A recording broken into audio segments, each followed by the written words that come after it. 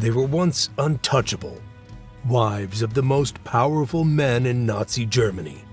But when the Reich fell, privilege turned into fear. Behind the silk dresses and luxury, danger waited. And they all faced a world that no longer protected them, a fall as brutal as the regime they once served.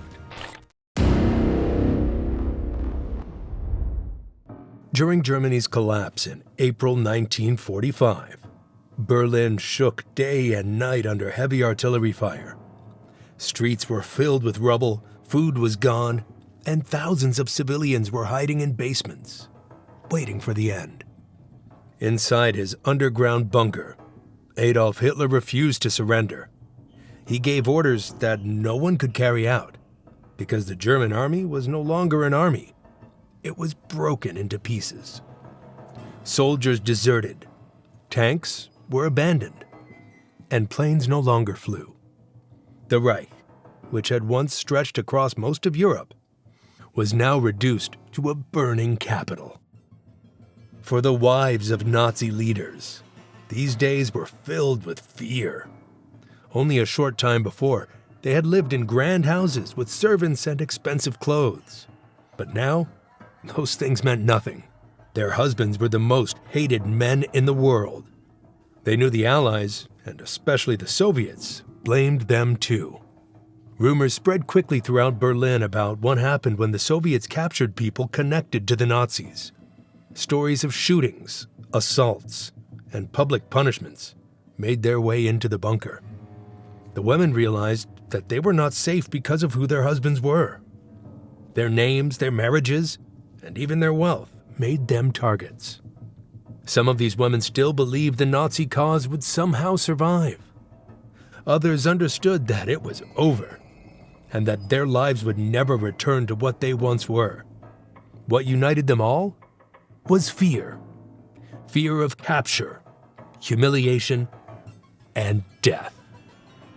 The bunker where Hitler hid had become a trap, and it was inside those final days that the first of these women would seal her fate. Magda Goebbels, the wife of Joseph Goebbels, lived in the very heart of Nazi Germany. Her husband was Hitler's Minister of Propaganda, the man who controlled newspapers, radio, films, and speeches that kept the German people under Nazi rule.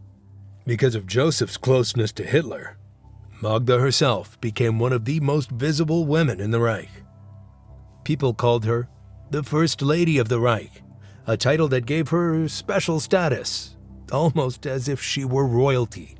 She enjoyed everything that came with this position. She lived in a grand home, hosted parties, and dressed in the finest clothes. While ordinary Germans were hungry, Magda never lacked food or comfort. She had 6 children with Joseph, and they were raised as if they belonged to a family destined to shape the future of Germany. Hitler himself often visited them and treated the children with affection, which made Magda feel even more connected to him. But when the Soviets were closing in on Berlin, Magda and Joseph joined Hitler inside the Führer bunker. The glamorous life she once had was gone. The rooms were dark, the food supplies were low, and the air was filled with fear. On April 30th, Hitler ended his life. The man Magda had believed in so completely was gone. The next day, May 1st, she faced the reality of living in a world without him. She decided she could not accept that.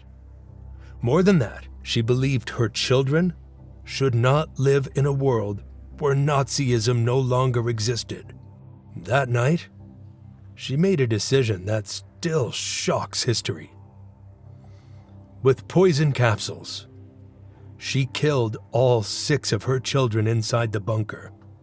Once they were gone, she and Joseph took their own lives as well.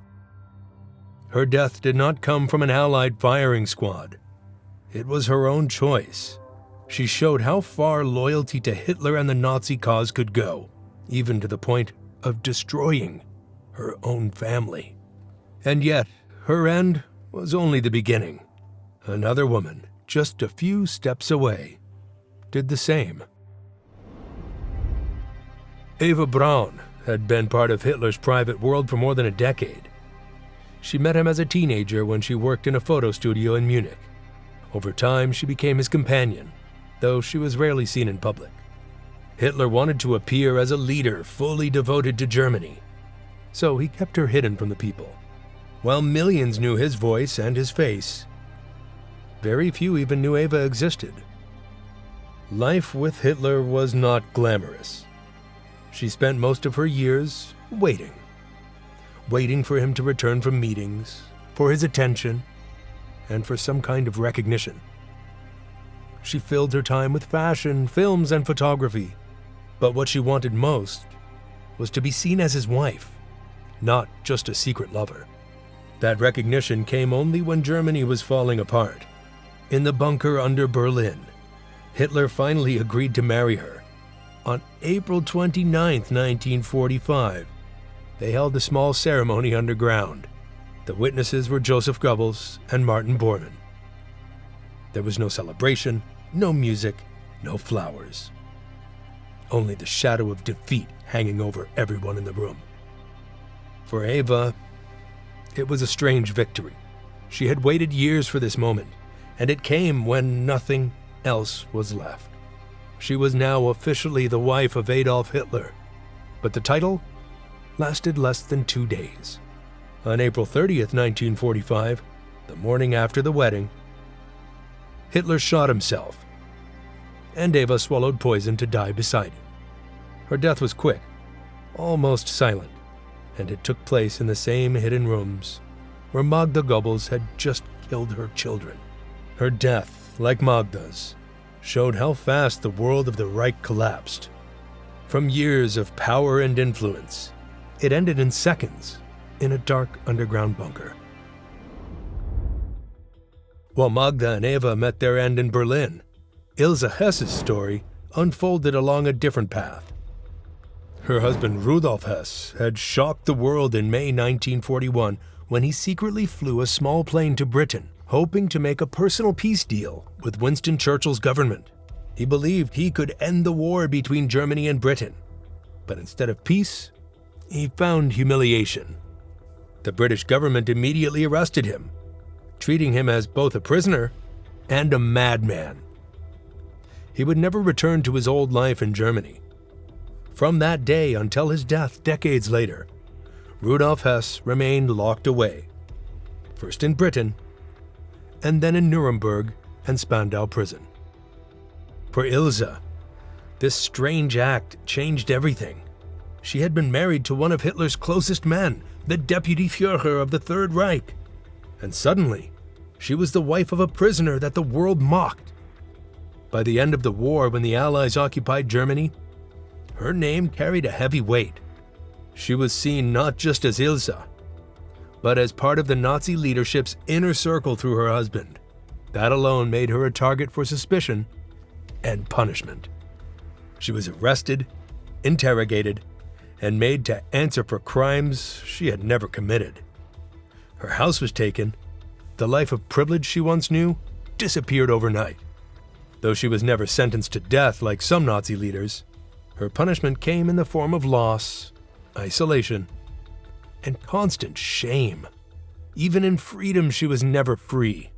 People looked at her not as a woman on her own, but only as the wife of Rudolf Hess. She carried his name like a burden. Neighbors, officials, even strangers saw her as connected to one of Hitler's most loyal men. That shadow followed her everywhere, and it never went away. She lived for decades under suspicion, excluded from normal society, unable to rebuild the life that had been taken from her. It was not a quick execution, but something more drawn out, a gradual stripping away of dignity, security, and peace of mind. While she faded slowly, other wives faced immediate danger. Nowhere was that more obvious than the story of Lena Heydrich. Lena Heydrich was the wife of Reinhard Heydrich, one of the most feared men in Nazi Germany. Reinhard was called the Butcher of Prague because of how brutally he ruled the Czech lands, ordering mass executions and rounding up thousands of Jews to be sent to death camps. He was also one of the main planners of the Holocaust, helping design the final solution that murdered millions. When Czech resistance fighters carried out an attack on him in Prague in 1942, Reinhard died of his wounds. Lena, left a widow at just 31, stayed behind in Germany to raise their 4 young children. For the rest of the war, she lived in comfort because of her husband's high rank. But when Germany collapsed, that protection disappeared. She was no longer just a mother, but the widow of one of Hitler's deadliest men. When the Allies took over, she was arrested and put on trial. Many wanted her to pay with her life, arguing that she had supported her husband's crimes and enjoyed the privileges that came with them. Some even demanded her execution as a form of justice. In the end, Lena was not sentenced to death. Instead, she lost everything: her home, her wealth, and her security. She was forced to live quietly, always under suspicion, always carrying the weight of her husband's name. Just like Eva. For the rest of her long life, she could not escape being known as Reinhard Heydrich's widow. But then there were women like Emmy Goering, whose fall was not only public, but humiliating. Emmy Goering had once lived like royalty as the wife of Hermann Goering, Hitler's closest ally and the powerful head of the Luftwaffe. She enjoyed a life of privilege that few could imagine in wartime Germany. Before marrying Goering, Emmy had been a well-known actress, and she carried that love of glamour into her new life. She adored the attention that came with her position. At official Nazi events, she dressed in fine gowns, glittering jewelry, and carried herself as if she were the First Lady of Germany, while ordinary citizens stood in food lines and huddled in bomb shelters. Emmy entertained guests in her grand homes, far removed from the suffering outside. She and Goering lived in mansions filled with art and treasures, many of them stolen from Jewish families and museums across Europe. Their wealth seemed endless, and Emmy thrived in this world of excess. She was admired by some for her elegance, but despised by many others who saw her as a symbol of greed and corruption at the very top of the Nazi elite. But with Germany's surrender, her world collapsed instantly. Allied soldiers stormed the estates, seizing property and treasures. Emmy was arrested and dragged away from her life of comfort. She was no longer introduced as an actress or a hostess, but just as the wife of Hermann Goering, one of the most hated men in Europe. Her name became poison. To the Allies, she was not a star, but a reminder of the arrogance of a regime that had brought the continent to ruins. The punishment that followed was not execution by rope or bullet. It was the destruction of her image and reputation. She lost everything: her wealth, her stage career, her social standing. She was banned from ever performing again, cutting her off from the one passion that had shaped her early life. The spotlight she had once sought now exposed only her disgrace. Emmy lost everything through humiliation, but another woman, Gerda Bormann, would lose everything through death itself. Gerda Bormann was the wife of Martin Bormann, Hitler's private secretary and one of the most powerful men in the Nazi Party. Her husband controlled access to Hitler, decided who could meet with him, and managed the vast fortunes of the party. Few men had more influence in those final years, and because of Martin's role, Gerda enjoyed a life of privilege. She had a large home, servants at her disposal, and the comfort of living near the very center of Nazi power. Unlike most German women who struggled to find food during the war, Gerda's table was always full. She was also the mother of 10 children, raising them in safety while bombs fell on German cities and families across the country went hungry. But the world around her collapsed in 1945. Her husband tried to flee the city with other top Nazis. He vanished into the chaos. And for years, no one knew what had become of him. Some believed he had escaped to South America. Others thought he had been killed in Berlin. For Gerda, there was no clear answer. She was left behind with their children, carrying his name, but having no husband to protect her. She was captured in Austria by American troops, far from the world of wealth and safety she had once known. Her arrest was humiliating, but the deeper blow was to her health.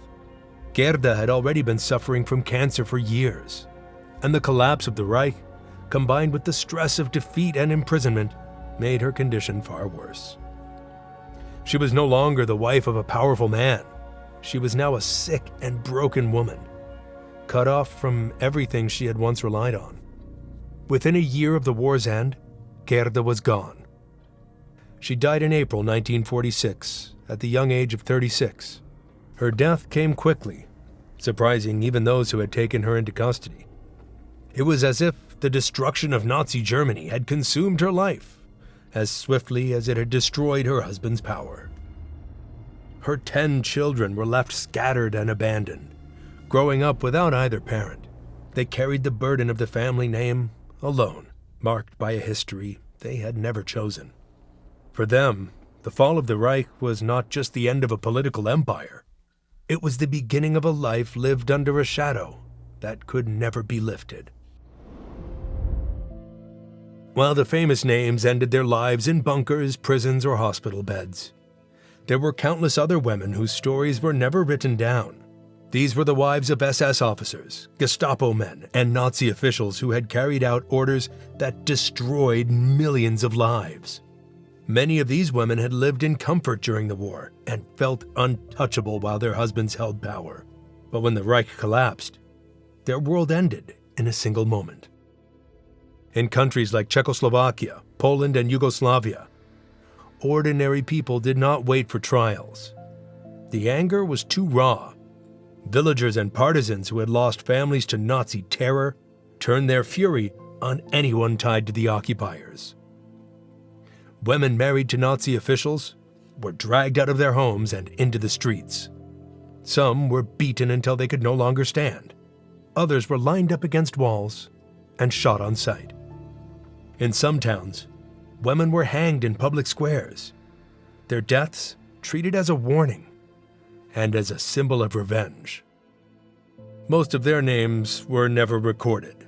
They had lived as wives of powerful men, but in death, they were reduced to faceless figures in the chaos of liberation. No graves marked where they fell. No documents preserved their stories. Their executions were fast, often taking only hours from capture to death. And nowhere was that swifter than in Eastern Europe. The Soviet Union had endured the heaviest losses of the war. Entire cities like Leningrad and Stalingrad had been reduced to ruins.